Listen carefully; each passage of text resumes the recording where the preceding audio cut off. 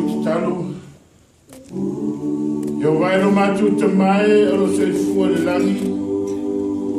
I renei a fiafi au lata I folo sapati. Mātou te avatu le vi inga ma le whane tanga I lau fio.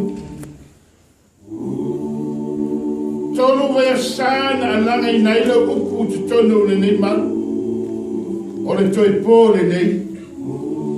Toi laso a tai au e toi. A langa I naila fi au te maa.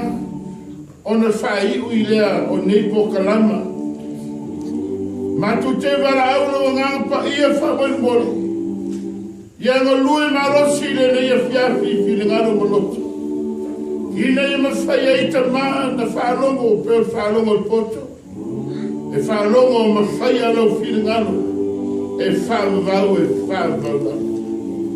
Ma futa mai lau au na vai vai mar whatawā. Wana o le fwefu o le ele. E valea e ngāo ngāo.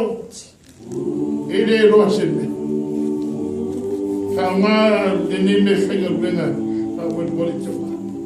Mai a vi ia I oe, e whawawau e whawala. Amen.